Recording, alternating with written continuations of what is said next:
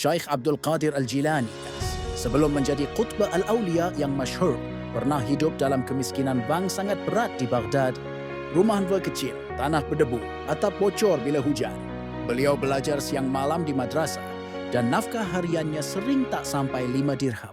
Istrinya, Sayyidah Fatimah binti Abi Shalih Abdullah Al-Jilani, seorang wanita solehah, hidup bersama dalam keadaan itu bertahun-tahun. Kadang-kadang di rumah hanya ada tepung gandum secupak, kadang-kadang kosong sama sekali.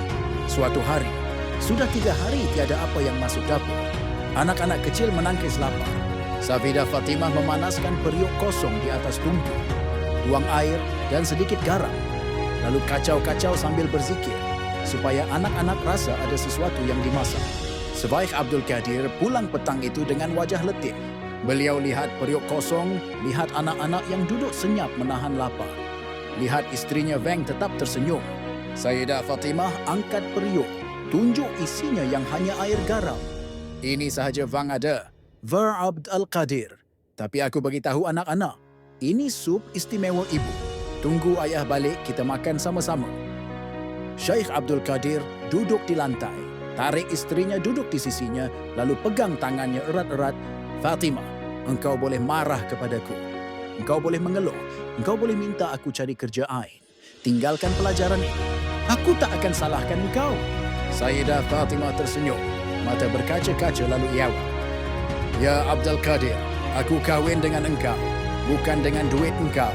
Aku serahkan nafkah zahirku kepada engkau, dan engkau serahkan nafkah batinmu kepada Allah. Kalau aku mengeluh sekarang, bermakna aku tak percaya pada pilihan engkau, dan engkau tak percaya pada janji Allah. Kami berdua akan rugi. Malam itu mereka makan roti kering bang tinggal sehelai. Dibahagi 7 bahagian kecil untuk 7 orang. Anak-anak tidur dengan perut separuh kosong, tapi hati mereka tenang kerana ibu bapanya tidak bertengkar. Tepat tengah malam, pintu rumah kecil itu diketuk kuat. Syekh Abdul Qadir buka pintu. Di luar berdiri seorang lelaki tua berjubah hijau, bawa 2 karung besar. Dia tunduk di kaki Syekh lalu berkata, Ya Syekh, tadi malam aku bermimpi bertemu Rasulullah. Baginda berpesan, pergi ke rumah Abdul Qadir di daerah ini. Berikan semua wang kau ada kepadanya dan keluarganya, kerana malam ini mereka tidur dalam kelaparan. Tapi lidah mereka basah dengan zikir.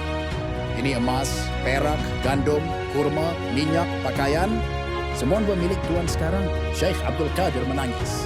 Beliau tak terus ambil karung itu. Beliau pandang istrinya yang berdiri di belakang, lalu bertanya, Fatimah, apa kau mahu aku terima semua ini sekarang?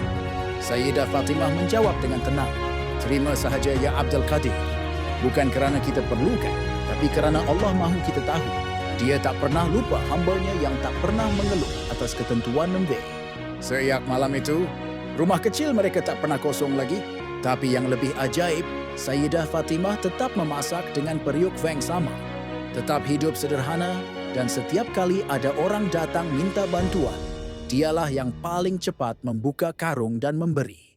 Syekh Abdul Qadir kemudian berkata kepada murid-muridnya, nafkah seorang suami bukan hanya emas dan perak Weng, dia bawa pulang.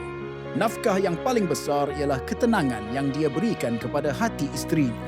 Dan nafkah seorang istri yang paling maha ialah sabar dan reda yang dia hadiahkan kepada suaminya.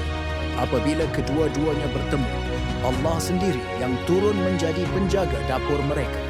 Kisah ini diriwayatkan dalam Al-Bahjat As-Sanibah dan Manaqib Syekh Abdul Qadir dan meniadi ibrah besar dalam tarikat Qadiriyah hingga hari ini. Rumah yang paling kaya bukan yang penuh dengan harta, tapi yang kosong dari keluhan. Wallahu a'lam.